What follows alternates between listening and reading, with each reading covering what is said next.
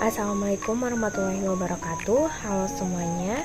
Sebelumnya perkenalkan, nama saya Natasha Dewi Chandra dengan NPM 010125111065. Saya dari Prodi Ilmu Hukum, Fakultas Hukum, Universitas Hairun. Teman-teman semuanya, jadi tujuan pembuatan video ini yaitu guna untuk pemenuhan tugas pada mata kuliah Bahasa Indonesia yang diberikan oleh Bapak Dr. Hairul SPD MPD. Di sini saya akan menjelaskan mengenai sejarah, kedudukan, dan fungsi dari bahasa Indonesia.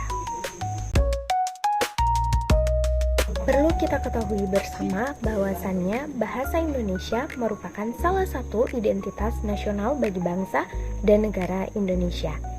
Bahasa Indonesia merupakan bahasa resmi Republik Indonesia dan bahasa persatuan bangsa Indonesia. Bahasa Indonesia diresmikan penggunaannya 1 hari setelah proklamasi kemerdekaan Indonesia, tepatnya pada tanggal 18 Agustus tahun 1945. Bersamaan dengan mulai berlakunya Undang-Undang Dasar Republik Indonesia tahun 1945. Dari sudut pandang linguistik, bahasa Indonesia adalah salah satu dari banyak ragam bahasa Melayu.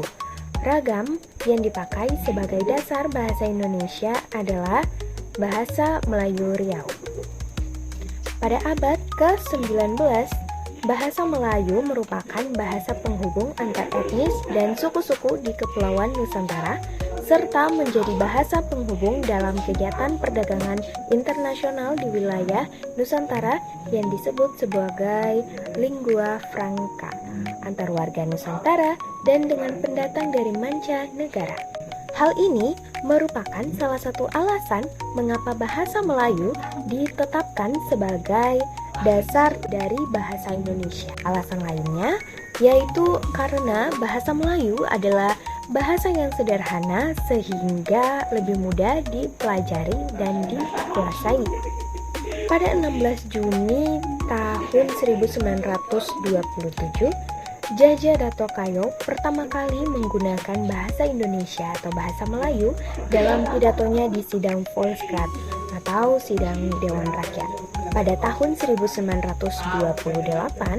bahasa Melayu mengalami perkembangan yang luar biasa, yang mana para tokoh pemuda dari berbagai latar belakang membuat ikrar untuk menetapkan bahasa Indonesia sebagai bahasa persatuan Indonesia yang dicetuskan melalui Sumpah Pemuda.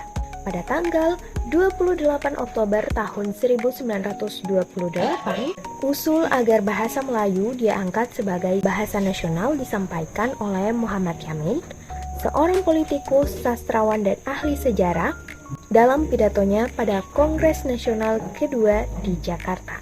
Ikrar tersebut menjadi penyemangat muncul gerakan persatuan rakyat untuk mencapai kemerdekaan yang akhirnya membuahkan hasil berupa kemerdekaan Republik Indonesia pada 17 Agustus tahun 1945.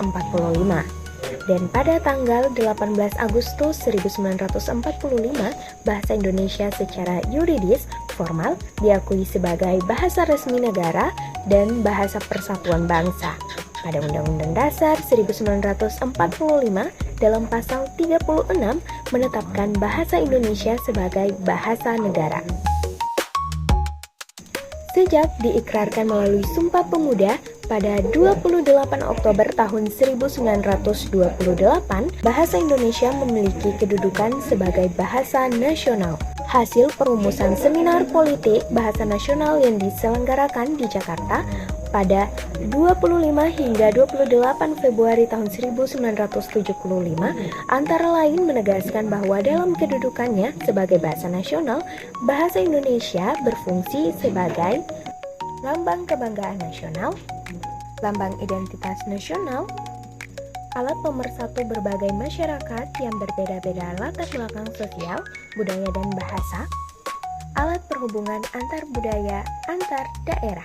Undang-Undang tahun 1945 bab ke-15 pasal 36 berisi ketentuan bahwa bahasa Indonesia berkedudukan juga sebagai bahasa negara yang berfungsi sebagai A.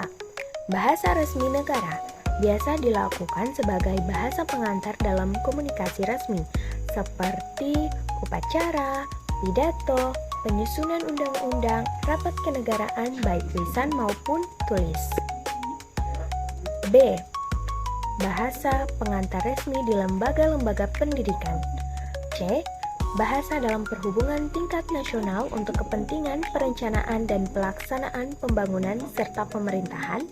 Dan yang terakhir, yaitu berfungsi sebagai bahasa resmi dalam pengembangan kebudayaan dan pemanfaatan ilmu pengetahuan serta teknologi. Itu adalah penjelasan singkat mengenai sejarah, kedudukan, dan fungsi bahasa yang saya paparkan. Wassalamualaikum warahmatullahi wabarakatuh.